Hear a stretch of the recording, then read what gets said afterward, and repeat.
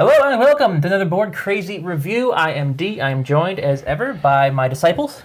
I'm Graham. So, disciples now. Oh, I'm Will, everyone. Yes. Disciples. We were followers before, now we're disciples. What's the next tier after disciple? Initiate. We're talking about the Grimm Masquerade today.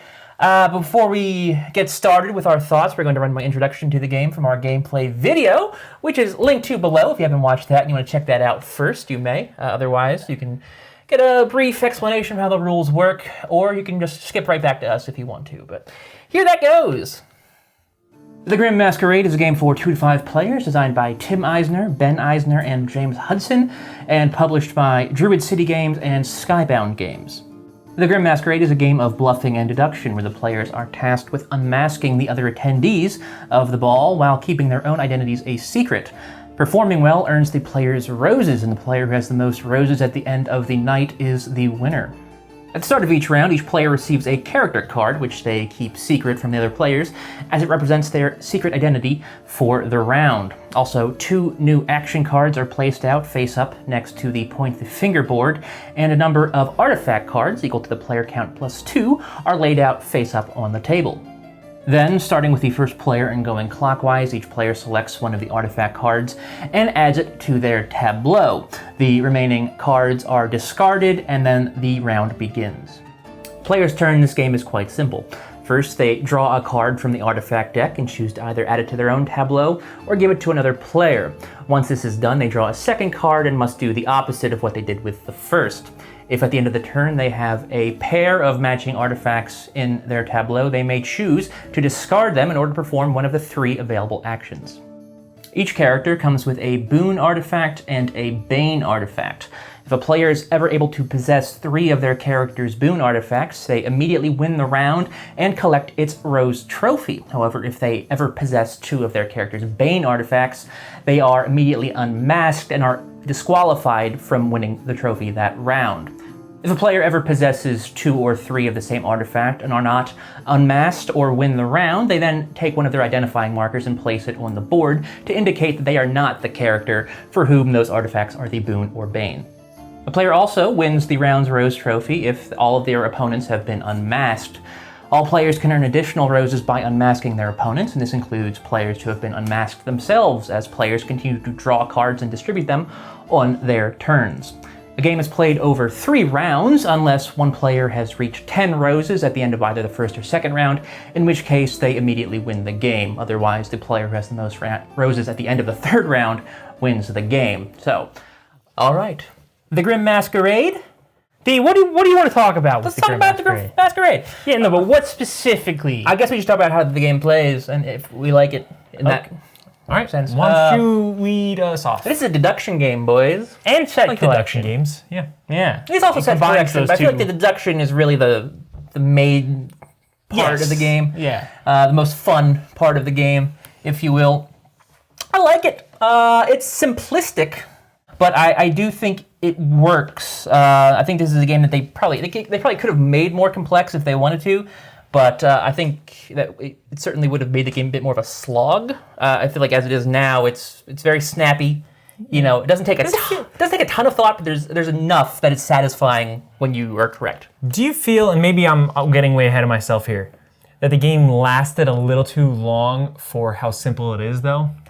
Well, perhaps a little bit. I mean, it does say 30 minutes on the game box, which is probably longer than you would expect from the game. I mean, that's kind of my point. It probably plays between... I think it really It depends on how the cards. Yeah, it depends on how it comes out. But, I mean, this isn't the kind of game I want to sit down and play for 30 or 45 minutes.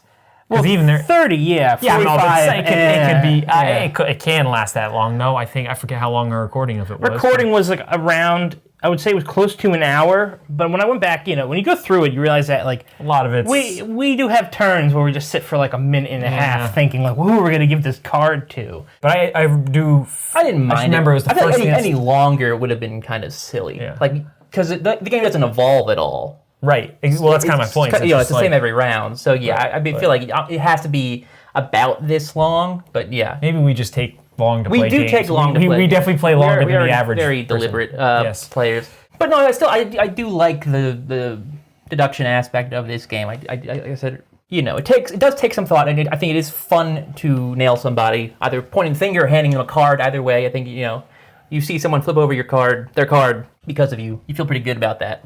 Yeah, on a basic level, I think the general idea of take set collection, mix it with deduction, and then just like see how it goes, and it ended up being like we said, a really fun game.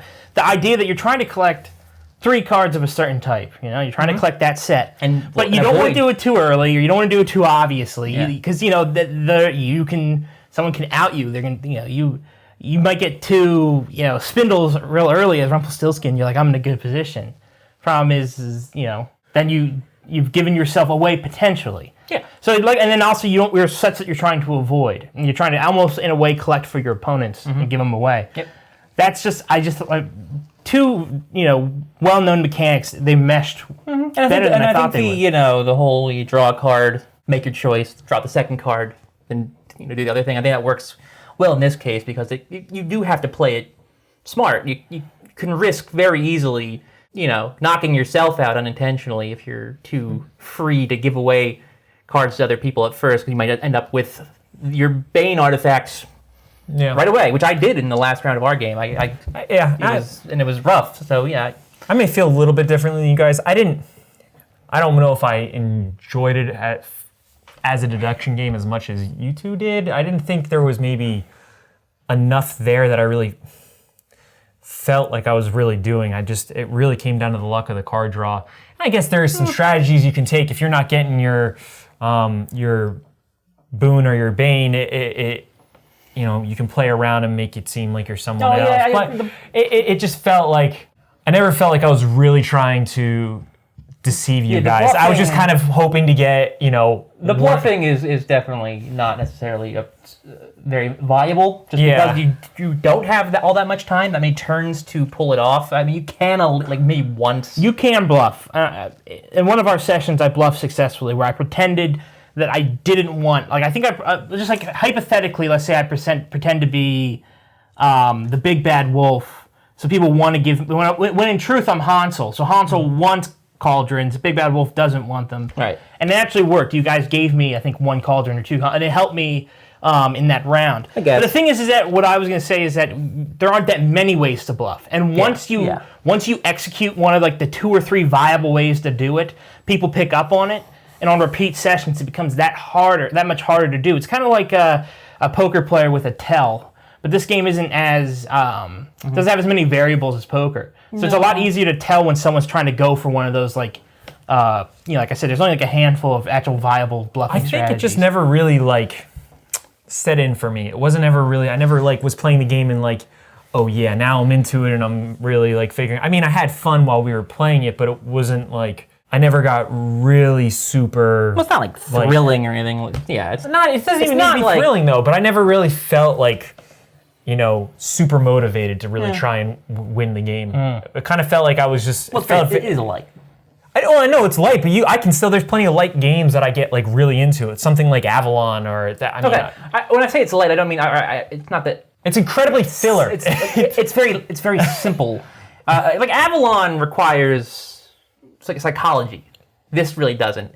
That's kind of my point. I never really got the deduction, I guess, that goes along with this game. I never really felt like it was super... Yeah, but it's a filler game. Captivating. There aren't a lot of deduction. I love deduction games. Yeah, it's my favorite. This is kind of like a beginner's deduction game almost. Yeah, so maybe that's why. Maybe that's why it never really was there for me as a. What I was gonna say is I always have a unique perspective on games, given that I generally edit, the videos and stuff, and I get some. In other words, I get to watch all of our sessions over again, and upon rewatching this, there are nuances to it though that you don't necessarily pick up to during the gameplay, or while you're actually playing it. But then upon reflection and upon rewatching, I picked up on a few things that it's just I didn't realize I was doing this. There was one turn, I can't remember specifically, but I almost, you could see like the wheels turning in my head. Like, how long until I give up this card I don't want because it's my Bane card? Mm-hmm. But if I do it too quick, they might be like, oh, that's his Bane card. If I do it too slow, they're gonna be like, that's his Bane card. You know, like, there's stuff like that where it was like, and I think I did it in the improper timing, and I could see the light in Graham's head go. And this is the final round where he's like, I know Will's Hansel. He just like figured it out on that one move. Because up till then, I had played my hand perfectly. But I gave away the treat, I think, too soon. I feel like... Because I was focusing on other things. So there are nuances there may be... I feel like a counterpoint to that. I don't know how much the average player will pay attention to what their opponents aren't giving away or are giving away. You know, like in the last round of our game, I was the big bad wolf. I didn't want cauldrons. First turn I got a cauldron. I got stuck with a cauldron. So twice during that last round, I had to give it away. And neither one of you, I gave one to each of you. Neither one of you picked up that cauldrons he doesn't want. Yeah. You know, so like it's not like there's nothing to the deduction part of the game, but I'm just saying it never really, you know. It's not super deep, obviously. Yeah, and I will. So one thing I actually really enjoyed about this game was this is one of those deduction games I think actually works well with a smaller set of people. I think games like Avalon, it kind of works when you have the full table there. Yeah, games absolutely. like, you know, or what's the Tortuga? That game is so much better when you have, you know, 5+ people. Yeah. So a game like this where I thought it worked really well with 3 people because you can almost pay attention to those little things. There might be too much going on. Yeah, so that was actually one thing I really appreciated about this game. One more thing I did like about the game, I think the numbers work well in this game. The 8, if you will, like the 8 characters, 8 Banes, 8 Boons. Oh, okay. Yeah. I think that it's sort of a really good balance between like the card averages, like how many you get. Because I feel like you know you're not gonna see this. You might, I mean, luck of the draw, you might see a ton of the same card back to back to back. But for the most part, you know, the rounds will go a little bit. Just you're not gonna get stuck with. Right. You know, your 2 Banes right away, or someone's not necessarily going to get their 3 Boons, like, right off the bat. Right. I felt like there was a good progression to how the game played out. Do you guys think maybe it took longer because we're playing with fewer people? Like, this is a game for 2 to 5? Yeah, maybe. Because you made me think there, like, the good variety of the cards might be a problem with fewer people, because you have, I guess you could say, like, less movement of cards. So with more people, there might be more, like, at any given time, someone can have a card they don't want or something. Yeah. Maybe, I don't know if any game really gets shorter when you add more people. But still, I do agree with your point. Very very well balanced with the number of characters to the number of artifact cards. And the elimination of characters, I think, is worked well as well. Anyway, criticisms. I think there's the main one elephant is in the room. The scoring is I think this game has an acceptable scoring system. The economy, however, is broken. So you've got these trophies here, right? Which the winner of each round gets. First round you get 1 point. Second round you get 3. Third round you get 5.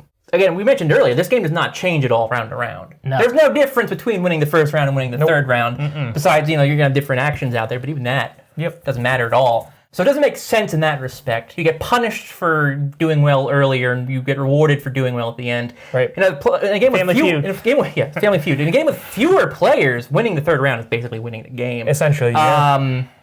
Because that 5 is just such a massive part of the point distribution. Tiebreakers and it's and then tiebreaker also makes absolutely no sense. A tiebreaker in this game goes to the person who has the most points from trophies, but that's always the person who's won the last round. It's not like the person who won the first 2 would have more points than the person who won the third. The game, everything about the scoring feels like they had other ideas that they cut. Yeah. And then they just forgot to account for that. Right. The scoring system. I see what you're saying. It's real weird.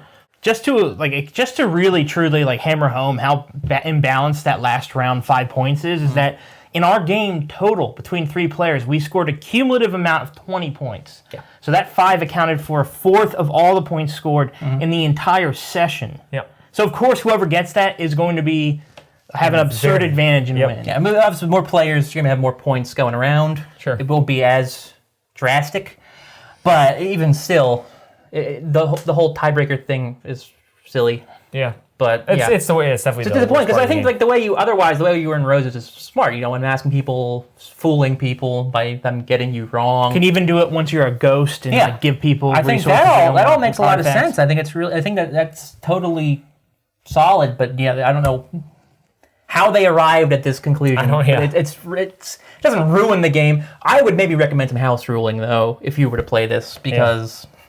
Yeah, definitely house ruling on the scoring. Yeah. And, I mean, I kind of get why they wanted to do it. They didn't want to make the last round pointless for people, because you get to a point where if someone has gotten most of the points for the first 2 rounds, you still want people to try for the last round. But... And I imagine with 5 people... It's incredibly, unfair and imbalanced.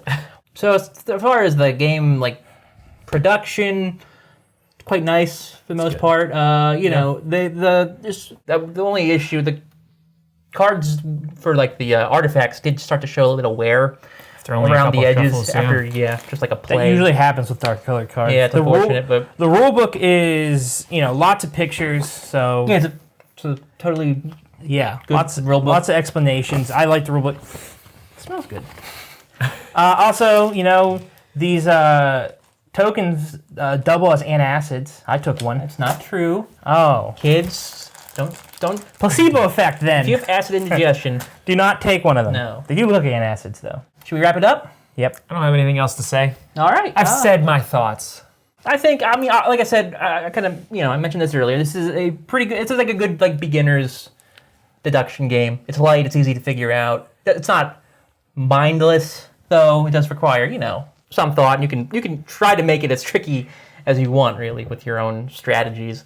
Really good for families. I'm sure, younger kids, Disney fans will enjoy this. But it has some obvious flaws. All right, well, I'm going to give it 3.5 stars out of 5. Yeah, it's good. It's not great. It's more fun than you might think. I would say it's probably the best thing I can say about it.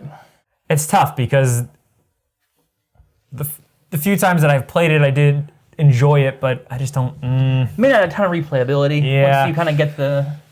And there's also the other things that are kind of annoying and bothering, like the scoring system. Yeah. I don't want to be mean. Let's just go neutral. Neutral again? No All thumbs right, up and no thumbs down. Okay. Middle of the road. Middle of the road. I think I fall into a different category than you guys do. I like this game. So for me, sometimes my criteria for liking games is as simple as did I find it memorable? And I honestly think that maybe because it's so broken, the scoring at least especially has led to some hilarious moments where it's like, what? No. How did they win? But I don't care. I think it's I think it's a memorable game. I remember a lot of the moments from our session. I enjoy it in the moment. So if it had a better scoring system, I think it'd probably be like a B+, but with the scoring system as it is, I think I'm going to give it a B. I'm going to give it a B. Okay. And that's, I know it's... You never give Bs. This one sort of is enjoyment level is better than more than the design. That's definitely how I feel. Yeah. Yeah. No, you've said it. That was actually probably the best way to sum it up. Yeah. That's our review of the Grimm Masquerade, boys. Thank you for watching. We hope you enjoyed. We hope this was somewhat informative, at least. If you have any thoughts, you can leave a comment below. Otherwise, you can also, of course, subscribe. Hit the thumbs up button for us. Always like to see that. You can hit the notification bell. You can do that. And you can check out our social media in the links below. Our Facebook, Twitter, and Instagram are all linked there if you want to follow us on those mediums as well. And you can come back Friday, where we'll be, making some money. Yeah, Wall Fun Street. making money. Mm-hmm. And we might be doing something special. So, come back Wednesday. No, Friday. Friday. Yeah. I know days. Yeah. Anyway, so thank you again for watching. Till next time, goodbye. Bye. See ya. See ya.